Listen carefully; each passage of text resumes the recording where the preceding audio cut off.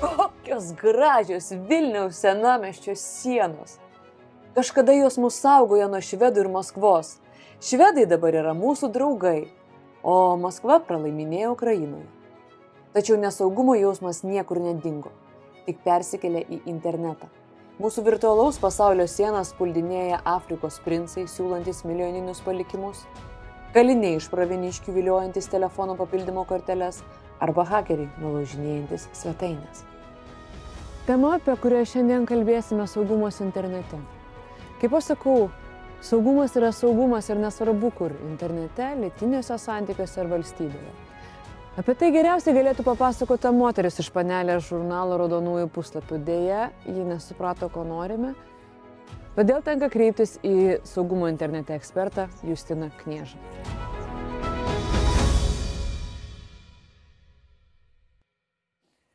Svarbiausia nepasakyti kokias nesąmonės.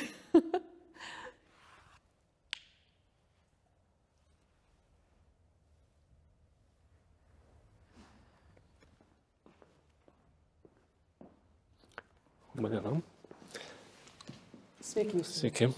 Ar jūs vienišas? Nes tik įėjus internetą iš karto man pradeda rašinėti karšti viengungiai ir ieškoti mano draugijos. Iš kur jie žino, kad mes vieniši? Vargu ar jie apie tai žino, bet greičiausiai jie tiesiog bando, sakykime, pagauti jūs ant tokių situacijų, kuomet patraukti jūsų dėmesį. Ir tiesiog tai padarius būtų perinama prie kažkokių tai kitų veiksmų, įsitraukus į bendravimą, sakykime, ištraukti iš jūsų kažkokios tai galbūt papildomos informacijos ir kažkaip tai jūs kitaip galbūt paveikti. Aš esu graži, išsilavinus, charizmatiška būtybė ir iš tikrųjų įdomu, kokie pavojai manęs laukia internete ir kokie laukia netokių fainų žmonių. Sakykime, internete nepriklausomai mes esame fainas ar kažkoks tai charizmatiškas ar tai kitoks, mūsų, manau, visų laukia tas pats. Ir, sakykime, pagrindinės šiandien internete vyraujančios problemos arba pavojai mūsų, tai yra virusai ir socialinė inžinerija. Tai kuomet mes lankydamiesi tam tikrose nepatikimuose, neaiškiuose tinklalapiuose, tiesiog galime patikėti savo informaciją, asmeninius duomenis, prisijungimus, PIN kodus arba tiesiog nieko nežinodami, parsisiųsti kažkokį tai virusinį kodą, sakykime, į savo sistemą ir vėl sukelti riziką savo asmeniniams duomenims. Iš manęs vaikystėje pavogė dviratį. Simona tikrai iš gretimo namo ir kaimynai dar mane bandė kaltinti, kad aš pati kalta, kad neprirakinau dviračio. Tai gerai, su tais duomenim asmeniniais internete irgi jos taip pat reikia saugoti kaip dviratį? Ir ką taip pat skaudu būtų, kaip su dviračiu, jeigu pavogtų? Be abejo, žinote, asmeniai duomenys yra labai svarbus ir mano asmeninė nuomonė, tai skaičiuoja, yra neįkainojami.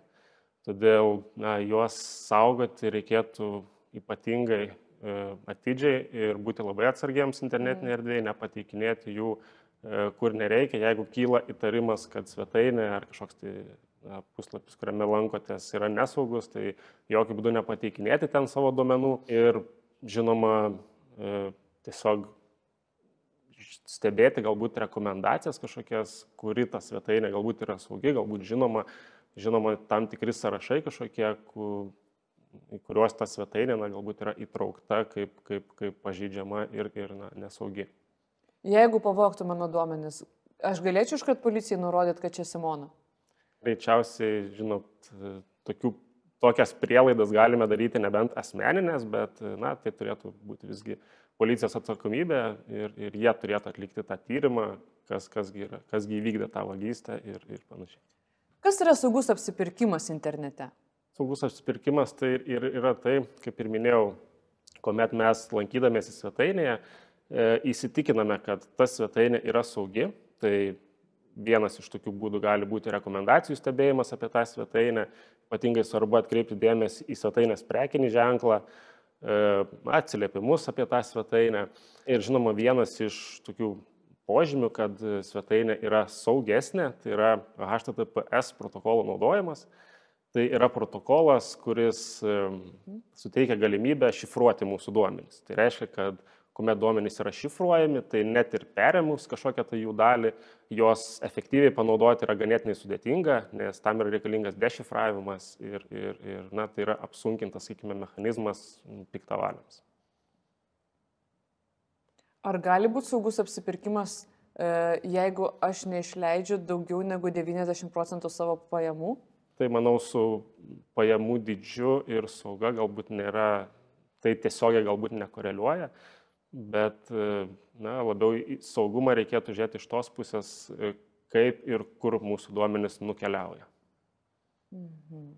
Jums...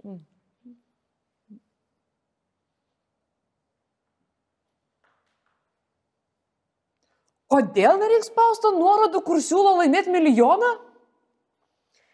Pavydas? Kas? Konkurencija? Kas? Kodėl? Viena iš socialinės atakos metodų, būdų, tai yra vienas iš socialinės inžinierijos atakų požymių, su kuriuo jūs susidurėte. Ir tiesiog pasinaudodami jūsų patiklumu, programišiai gali bandyti jūs apgauti, vėlgi įtraukti į tam tikras situacijas, kuomet iš jūsų bus reikalaujama asmeninių duomenų, prisijungimų ir panašiai. Mano pusbrolis Kestas parašė, kad pagalbos prašo. Papildyti jo korteles telefoninės. Papildžiau.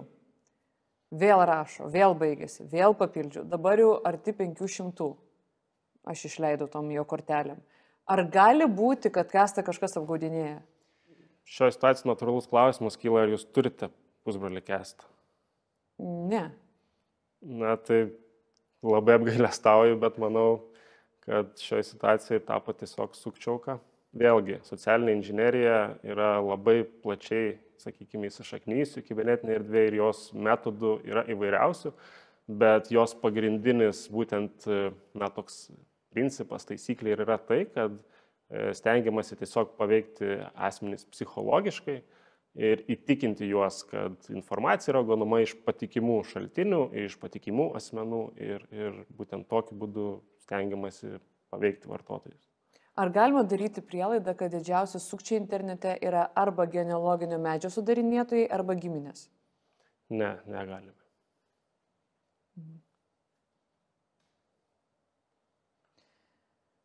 Aš turiu labai daug ką prisiminti ir nesvarbios informacijos stengiuosi nelaikyti savo galvoje.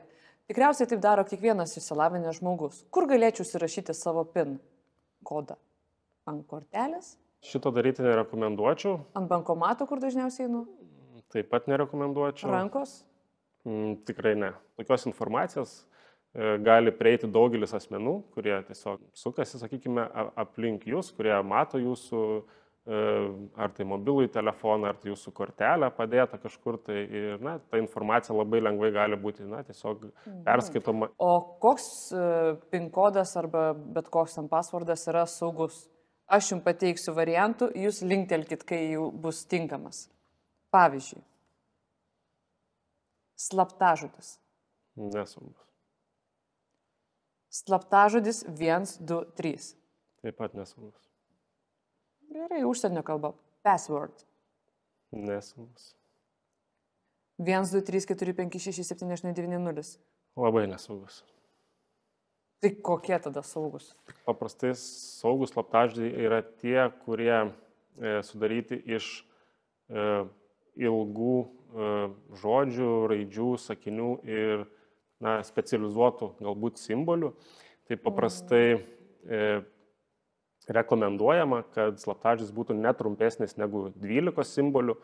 Tai geriausia, jeigu yra leistina naudoti 14 ar daugiau simbolių, žinoma, kaip ir minėjau, naudoti specializuotus simbolius, žodžius, raides, didžiasias, mažasias, nevartoti, sakykime, dažniausiai mūsų kažkokių tai vartojimų frazių, gimimo datų, šeimos narių vardų ar panašiai. Nes, na, tokia informacija dažnai gali būti tiesiog pasiekiama socialiniuose tinkluose pas mus ir tiesiog, na, tokiu būdu iš mūsų perimama ir paskui pritaikoma slaptažodžių, na, vagystams arba tam spėlionėms vadinamoms. Tai, manyčiau, tai būtų būtent pagrindinės taisyklės, kuriomis reikėtų vadovautis, kuriant saugų slaptažodį. Ar dažnai žiūrite debesis? Tenka. Aš turiu gan skeptišką iš tikrųjų nuomonę apie debesis. Mano visi draugai nuotraukas laiko debesise. Jeigu diena saulėta, Čia mes tikriausiai kalbame šiek tiek apie skirtingus dalykus. Tai yra debesų. saulėta ir nesaulėta diena, taip jos skiriasi.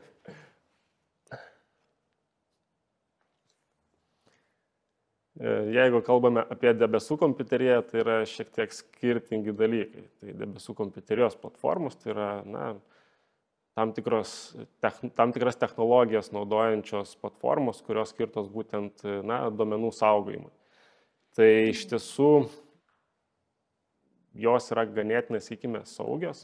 Žinoma, ir valstybių, vyriausybės, kurios saugo tenai savo duomenis būtent tose platformose. Bet žinoma, reikėtų suprasti, jog absoliučiai saugių sistemų, saugių platformų nėra ir jos neegzistuoja. Bet Internetiniai debesis gali žaibuoti. Manau, taip kaip jūs įsivaizduojate, tai ne.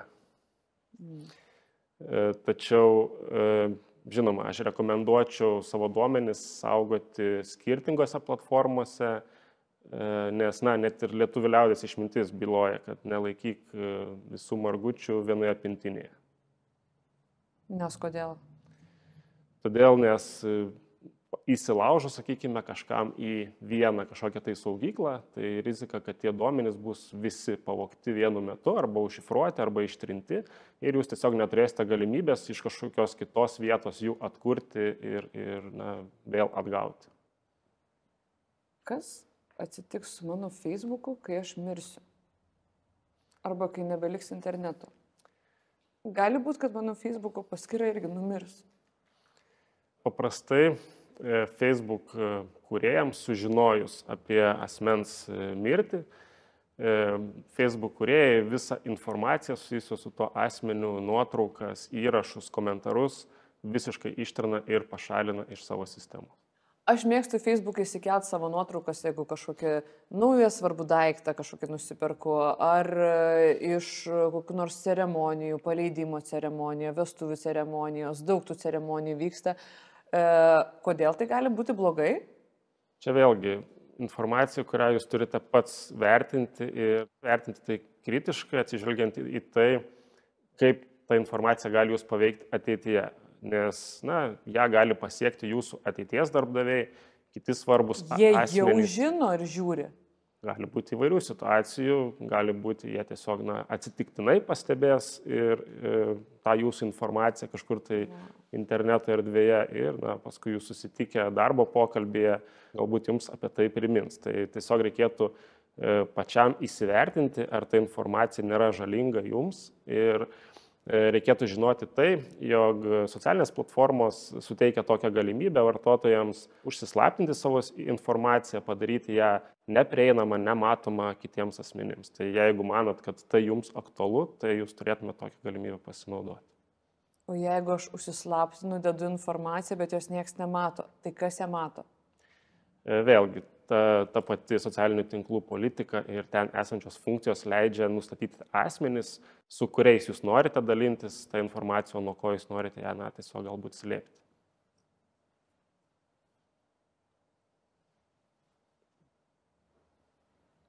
Jeigu aš Facebook'e pamatau, kad vyksta negeri dalykai, kažkas kviečia į sektą įstoti, arba skriaudžia gyvūnus, arba meluoja, arba nelaisto augalų, į ką kreiptis?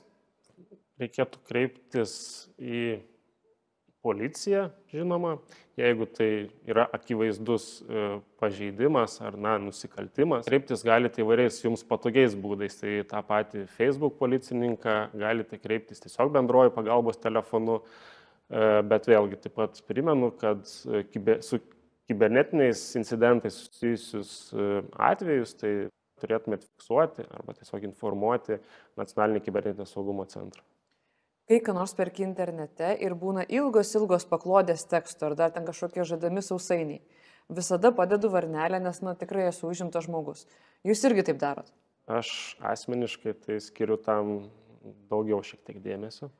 Tai gerai, galite jūs man pasakyti, kaip su tais sausainiais? Ar juos kažkur pristato paskui, arba ten kažką rašo apie juos? Kas ten yra? Tai sausainiai, apie kuriuos jūs kalbate, tai yra tiesiog priemonė pagerinti, sakykime,